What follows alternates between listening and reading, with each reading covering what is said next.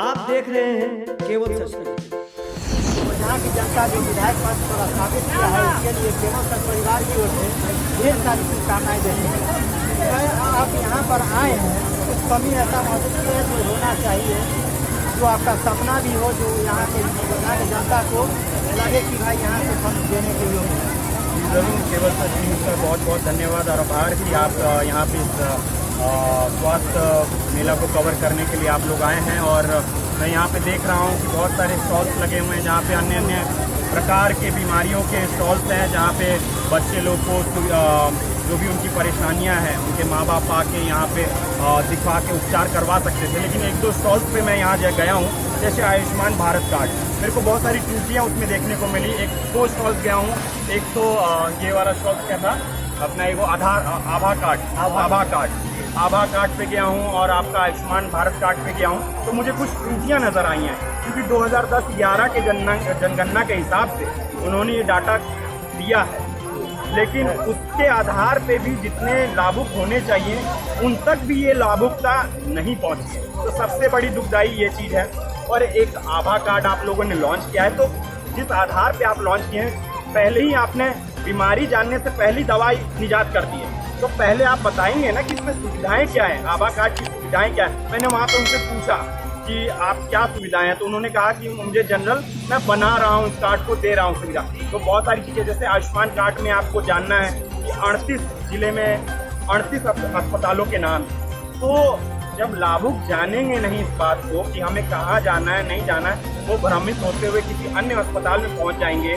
मुझे यह जानने को भी मिला यहाँ पे कि जब कोई मरीज अस्पताल में जाता है, इन जो भी हॉस्पिटल्स हैं जो इस लिस्टिंग में हैं वहाँ जाते हैं, लेकिन होता क्या है कि डॉक्टर फीस लेता ही लेता है।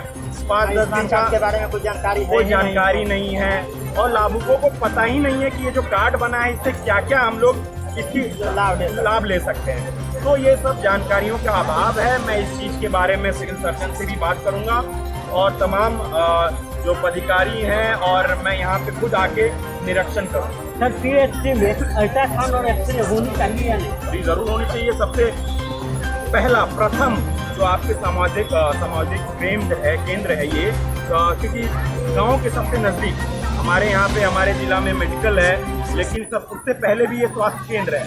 तो जो भी लोग मरीज सबसे पहले नज़दीकी सेवा केंद्र में जाना चाहते हैं, तो ये सारी सुविधाओं को देखते हुए सरकार को इन सब चीज़ों को उपलब्धता रखनी चाहिए ताकि लोगों को परेशानी न उठाना पड़े, दूर दराज तक ना जाना पड़े। ओछा पीएचसी में लोग आते हैं, इलाज करवाते हैं, लेकिन जहाँ अल्ट्रासाउंड और एक्सरे की बात होती है तो उन्हें प्राइवेट में भेजा जाता है। जरूर इसके लिए आवाज़ उठाया जाएगा। और इस जो भी है, सरकार पिछले बार ही कोरोना काल में विधायक लोगों का 2 करोड़ का फंड काट दिया गया, तो सरकार से निवेदन है कि भाई आप इन सब चीज़ों को स्वास्थ्य चीज़ों में ही लगाइए। अगर विधायक का ये जो फंड काट के जो आप वो पंचायती स्तर पे वो लोग विकास कर सकते थे, अगर आपने उनका यह फंड काटा है तो ये स्वास्थ्य केंद्रों में क्या ज़रूरत सबसे ज़्यादा आज कोरोना काल के बाद आपने ये पैसे इसलिए काटे हैं कि कोरोना काल की वजह से ही काटे हैं कि स्वास्थ्य में हम लोग इसको डिस्ट्रीब्यूट करेंगे। लेकिन ऐसा कुछ देखने को नहीं मिला, जैसा यहाँ पे देखने को मिला कि एक्सरे नहीं है और बहुत सारी मशीनें नहीं उपलब्ध नहीं। तो सरकार को इस चीज़ पे देखने का पूर्ण रूप से इस चीज़ के ऊपर देखना चाहिए। यहाँ पर महंगाई के बारे में जो सब कुछ पूछना चाहेंगे, इस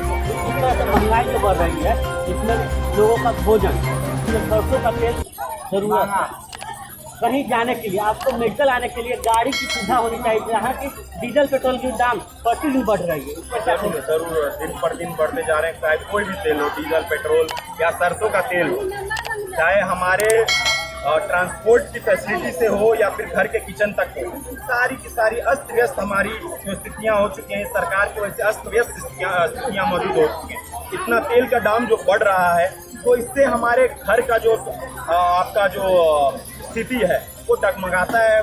बहुत सारे आप देश में बहुत सारी गरीब जनता है, बीपीएल के नीचे की जनता है। जैसे यहाँ आयुष्मान कार्ड में भी देखा गया कि 48% इन्होंने बताया कि 48% लोगों को आयुष्मान कार्ड देने की सुविधा उपलब्ध की गई है, लेकिन उस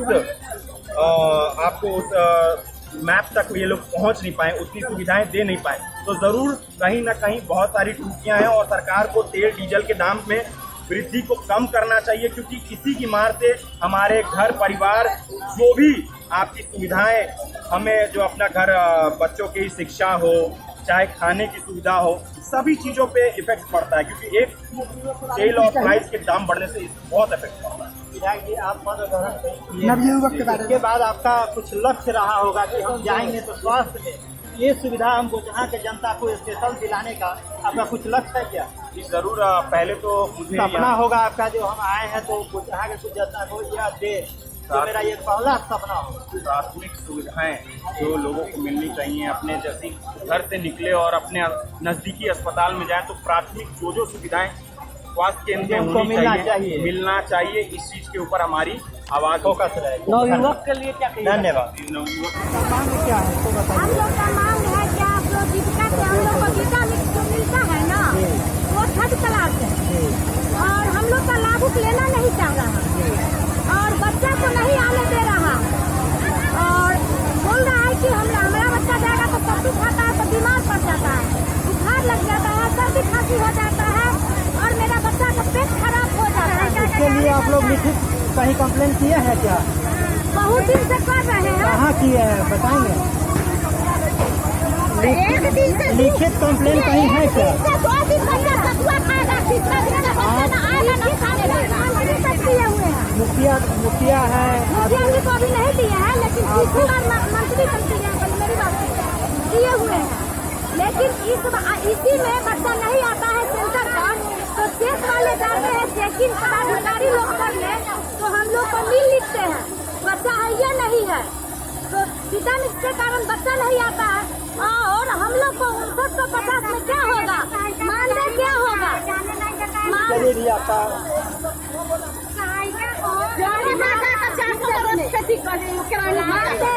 मानदेय हम लोग को 5950 में क्या होगा? कुछ नहीं होगा। अभी क्या चाहते हैं कितना हो? लेकिन अभी हम लोग क्या है, सरकार भी देख रहा है कि हम लोग क्या काम आप कर लोग रहे का हैं। मांग कितना होगा जो संतुष्ट होंगे उससे? हम लोग को जीने के आधार मिलेगा? जीने का आधार कितना पर होगा भैया? आप बताइए ना। कम से कम हम लोग को पूछा जाएगा तो कम से कम 15,000 से कम नहीं होना चाहिए, ज्यादा होना चाहिए। इसके बाद आपका दूसरा बताइए। और दूसरा है जो हम लोग स्टॉल लगा करके 9 बजे से खड़े, हम लोग का पानी नदारत था, फिर जा करके बोले हैं तो सबसे कल मिला है 25। नाश्ता क्या मिलेगा, खाना क्या मिलेगा? नाश्ता भी नील है और आशा लोग को पंखा मिला है। यहाँ तो बताया जा रहा है कि सभी सेवा कर्मियों को खाना खिलाया जाएगा। नाश्ता से मिला है अभी तक, ले टाइम देख लीजिए जो ना। बताया गया है क्या झूठ है क्या? हाँ झूठ है। कहाँ है सेविका से ऐसा हो, कहाँ है सेविका ऐसा पानी? एक आरोप लगाया जा रहा है आशाओं के द्वारा कि हमें बदनाम किया जा रहा है। हाँ सही बात, आशा के द्वारा बदनाम किया जा रहा है सेविका लोग। या स्वास्थ्य विभाग कहते हैं कि हम दिया है नाश्ता खाना, कुछ नहीं मिला, पानी के अलावा। ठीक है, इसका हम सवाल करते हैं। ठीक है। अपने ऊर्जावान विधायक को उन्होंने अपना बहुमूल्य समय निकालकर इस ऐतिहासिक मेले में हिस्सा लिया है और आज़ादी के 75वें वर्ष में जो ये अमृत महोत्सव मनाया जा रहा है, अमृत महोत्सव के खास मौके पर हम लोगों ने CSC गोछा परिवार की ओर से आज जो स्वास्थ्य मेले का आयोजन किया है उसको ऐतिहासिक बनाने का हम लोगों ने भरपूर प्रयास किया है और पूरे पंडाल में 22 स्टॉल हम लोगों ने लगाया है, जो अभी से जो सुबह 10 बजे से लेकर के 5 बजे तक लोगों की सेवा हम लोग दे पाएंगे।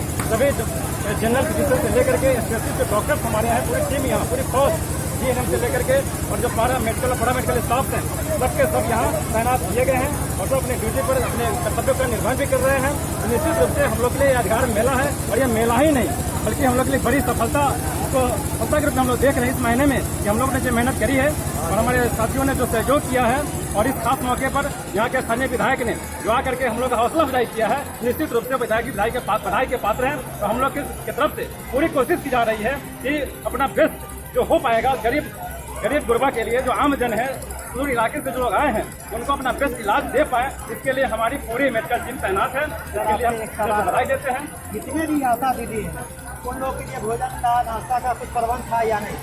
उन लोग ने नाश्ता का पैकेट हम लोग ने बनवाया अभी तो वो चली गई, गुस्सा करके चली गई हैं कि भाई हम लोग के लिए जब कोई बड़ा जलसा हो, भीड़ भाड़ हो तो कुछ छूट जाते हैं, मैनेजमेंट गवर्नमेंट से लेंगे तो आइए। व्यवस्था सारी नहीं ठीक है, सारी व्यवस्थाएं हमारी है। सरकारी आज तक के भोजन नहीं है, ये मुकम्मल व्यवस्था हम लोगों ने वो गुस्सा करके चली गई हैं अभी। सुबह भी कोई भी जलसा होता है, कोई भी ऐसा बड़ा प्रोग्राम होगा तो कुछ छूट जाते हैं, लेकिन व्यवस्था हम लोगों ने सब और कुछ किया गुस्सा करके गई। सारी व्यवस्था। अभी देखिए वहाँ पे तो दिखाइए कैमरामैन थोड़ा सा, वहाँ पूरा खाली है। जो भी आशा दीदी थी वो सब अभी चली गई। उपलब्ध कराया जा रहा है। अभी तक अल्ट्रासाउंड छोड़ दीजिए तो बाकी सारी चीजों का सारा मैकेनिज्म जो है हमारे जेसी कोठा में उपलब्ध है, लेकिन हम लोग कोशिश कर रहे हैं प्रबंधन द्वारा कि जल्द से जल्द अल्ट्रासाउंड की व्यवस्था भी शुरू कर दी जाएगी।